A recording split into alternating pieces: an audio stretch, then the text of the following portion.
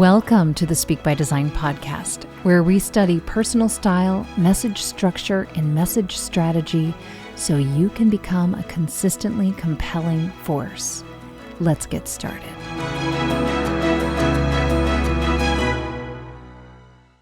Hello, everybody. All right, today we are focusing on growing your network. And let's define that very specifically as simply increasing the volume of people you know. The volume of people you literally know, not the volume of people you can follow and connect with digitally, but that you have talked to. Okay, so that is the topic of the day, but it might not necessarily be your goal. So ask yourself and be very honest with yourself, do you want to grow your network? Because I have a lot of people say, I need to grow my network, but they don't want to grow their network because what that means is more conversations, initiating requests to talk, writing emails, sharing knowledge, going to networking events and going to conferences. It means more activities that are usually unfamiliar to people. What I've noticed is people who get very comfortable and secure in their jobs often stop networking. If it wasn't a natural desire of theirs, they start to believe that they know everybody they need to know. They know all the right people and they have enough friends. They don't need any more friends at work. That is really unattractive. I once had a person say that to me socially, said, I know this whole town. I don't need to meet any new people. I have all the friends I need, and literally would not talk to anyone. This was at sporting events. She would not talk to anyone she did not already know. And I stopped talking to her because it was so clear she wasn't open to forging new relationships. It is much more attractive, especially if you are longer and later into your career, if you still are very open to meeting new people and excited, not overeager excited, but excited to learn about new people. And when you're starting out in your career, that's usually easier and more accessible to you to be so excited to meet the next person. And haven't you heard, I feel like I heard this all the time growing up, it's who you know. It's who you know that helps you get a job. I did not like that because it sounded like politics, but I'll tell you, it is who you know sometimes that helps you in a downturn.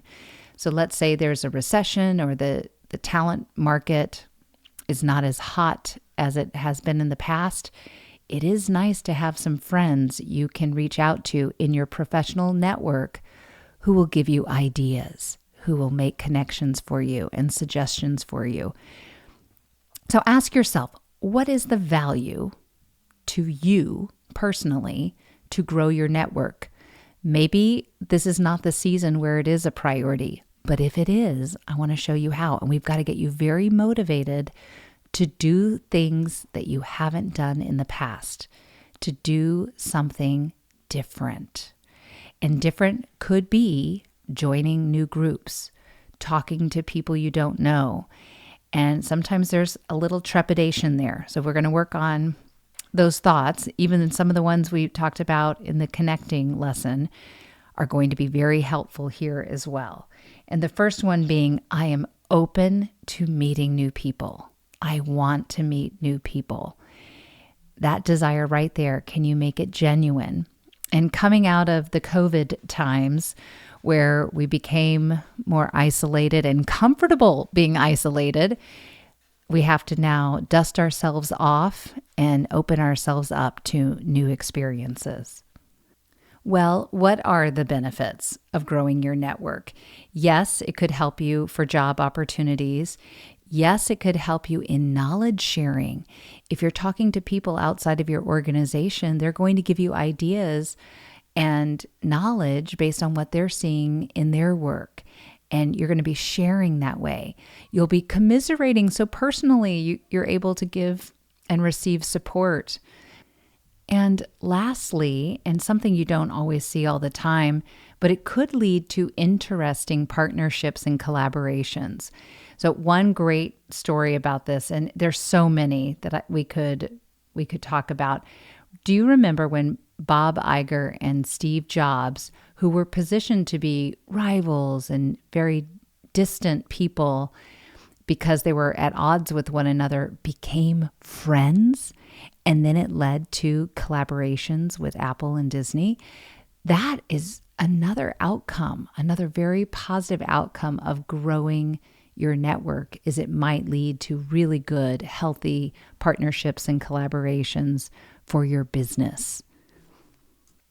Let's get rid of some of the negative thoughts people have about growing their network. A lot of people will say, well, that's not in my job description. Nobody is expecting me to grow my network. I only need to master technical skills right now. That's going to be a problem. We want to eliminate that thinking. Or the thought that, oh, hybrid work makes relationship building hard, or relationship building can't be planned. It happens naturally. It's going to be awkward.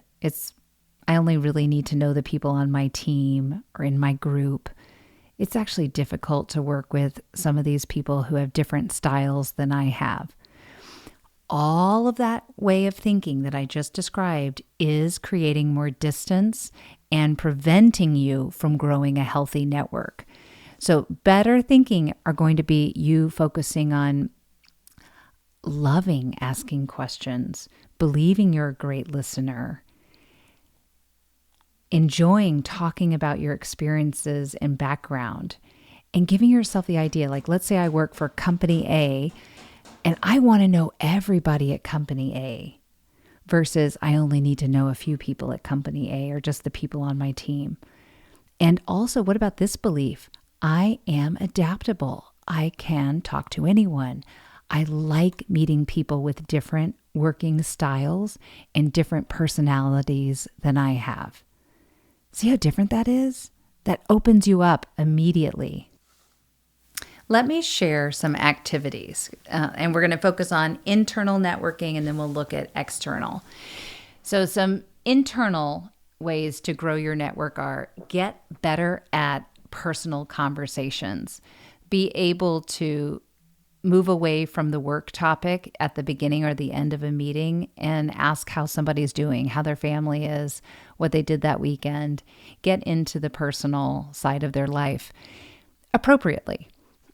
Send thank you notes. I worked with somebody who on every Friday, she recommended that we all send 3 notes of appreciation. And because we were all doing it, we became a team, a group that had a lot of great relationships cross-functionally. Champion people to their bosses. Can you tell somebody that their direct report has been really helpful to you? Can you help that senior leader see one of their people in a better way? Can you reach out cross-functionally and set up a lunch or a coffee? Can you bring a group of people together on a topic that touches everyone? And it doesn't have to be a work topic, but it could be. And maybe you invite an expert to talk to everyone in that group. Maybe you can teach something to everyone. What is something you've recently learned that you could develop into a 30-minute training or a 1-hour training? And I say 30-minute because you want to also allow some time for discussion. And if you're doing this over a lunch, you may only have an hour. But if you could do a longer training and people have, if it's that important, maybe it's 2 or 3 hours. Reach out to your professional development group. I don't know if it's called talent development or learning and development, but those folks are always looking for faculty and assistants as well. So you could become a friend to that department and say, let me know how I can help with upcoming trainings. Now, another group that is always looking for thought leadership and people to put in the public eye, that would be your external communication team. And you might have, if you're in a small organization, it's probably the marketing and communications department. Become a friend to them because they're always looking for new ideas. not just externally, like I mentioned for the public, but internally too. Are there things we could do that would enrich the culture? And by your getting involved in internal communications, you are becoming a culture agent for the organization. And that usually helps you make great relationships internally, meet a lot of people, and also increases your visibility internally. You could also do more on social media. Okay, so what can you do on social media? And I would say focus on LinkedIn first. But most organizations have an active page for their companies. And whatever is posted out there, you should be liking, resharing, and tagging people on.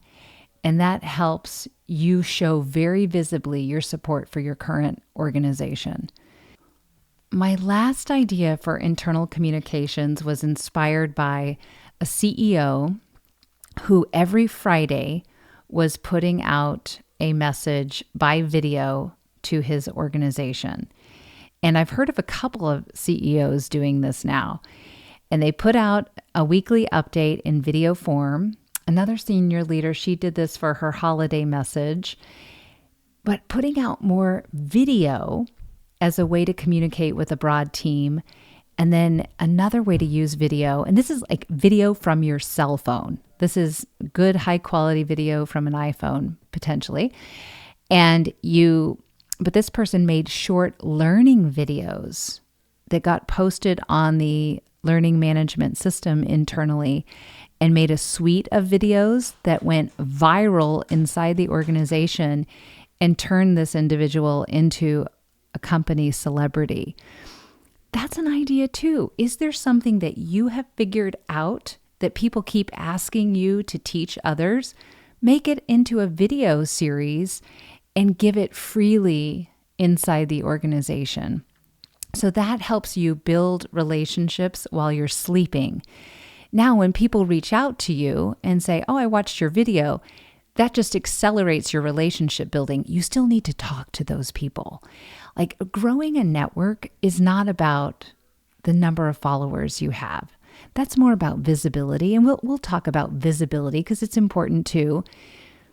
But a network are people that you would actually be able to pick up the phone and call and say, "What do you think about this? I want to bounce an idea off of you." Think of this network is your board of directors, your personal board of directors who could advise you through opportunities and risks. Now, what about expanding your relationships outside of your organization? Now, this could be that you're in transition, you've left your organization and you're looking for a new opportunity, or maybe you're in sales and you need to win more new business, and so you're looking for new accounts. How do you approach this? If you want to be systematic about it, think in step 1, 2, and 3. So step 1 is first connections that you have, people that you have spoken to, that you have a relationship with. Step 2 would be second connections. So that would be like somebody coming to me and asking me for my connections.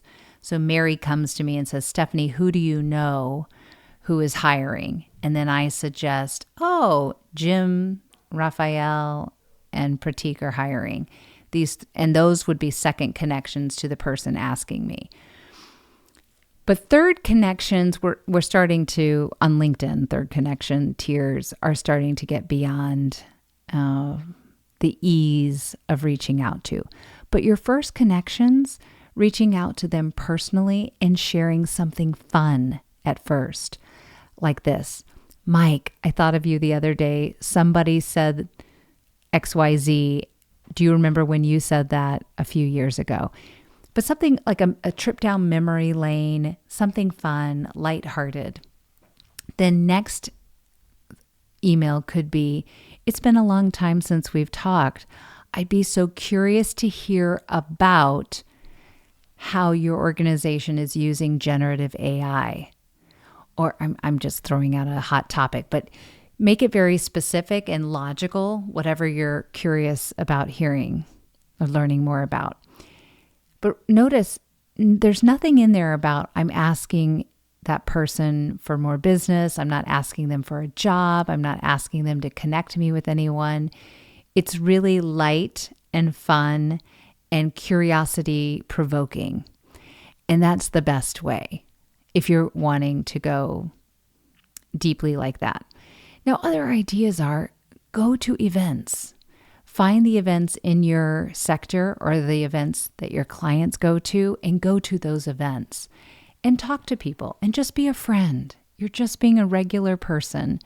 You're not there to be the hero. You're not there to be the smartest person in the room. You are there to be a good listener and to be a friend.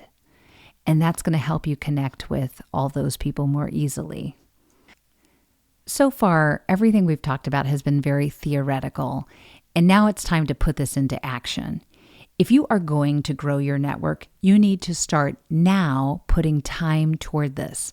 And it does require time, and it does require being disciplined and planning for these activities. If you want to bring a focus group together and invite an expert to come to that meeting, you're going to need to start a month in advance at least. And a month because you want to build anticipation toward that event.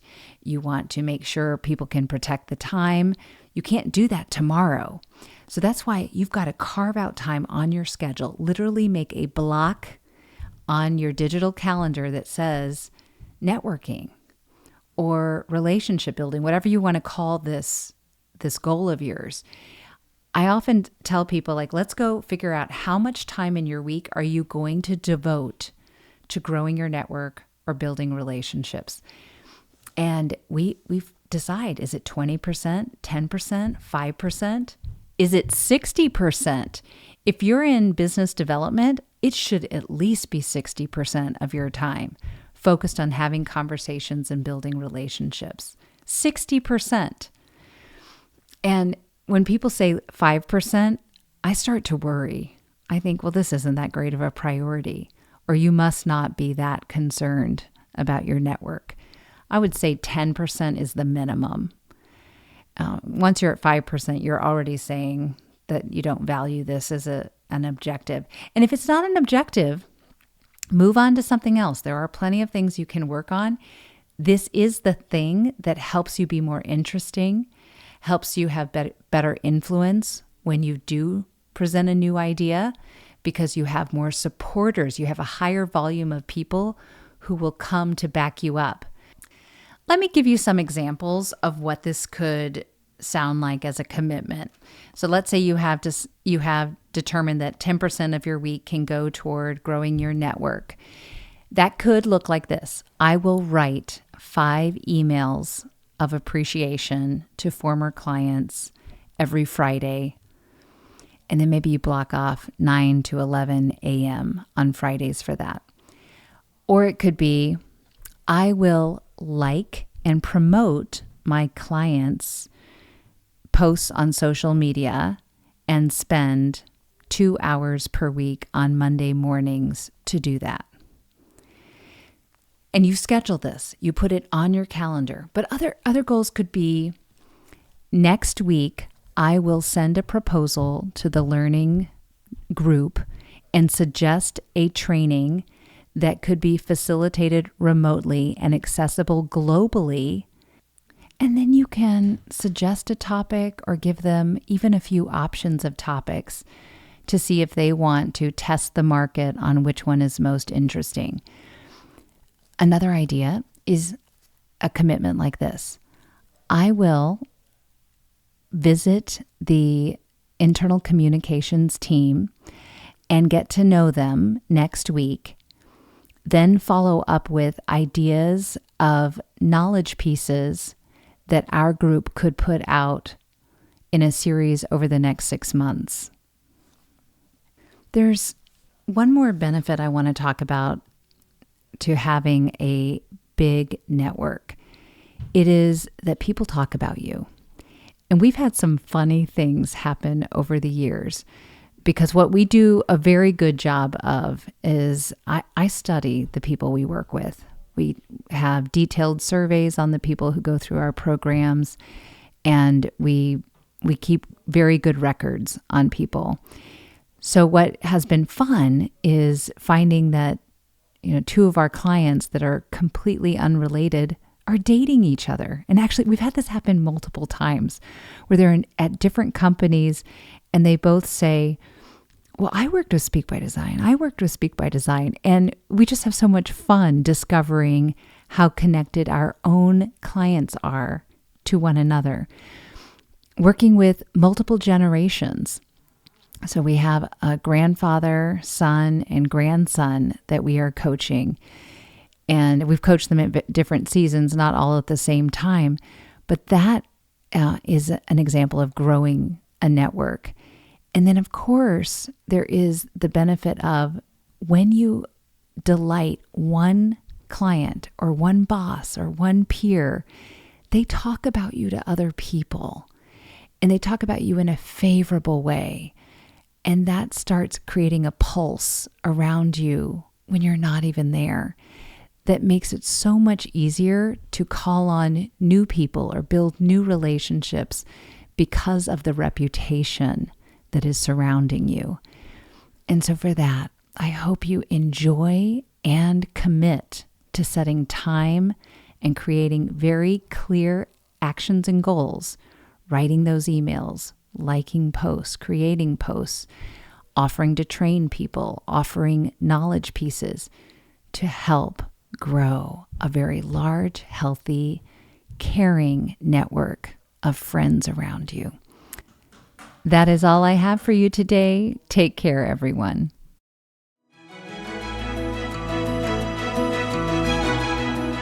If you are enjoying all of these lessons, but now you're hungering to turn all of this into skills and habits that make this work intuitive and natural so that you don't have to think about it, then you want to join Speak by Design University. That's our coaching program that gives you private coaching, group coaching with me, group training, self-paced learning, as well as exceptional networking with other people like you. This program is for managers and above, people whose careers are on fire and they're looking to hit their next level and they want to do that sooner rather than later. Check it out at speakbydesign.com/join. That's speakbydesign.com/join, and you can start with us at the 1st of next month. We hope to see you there.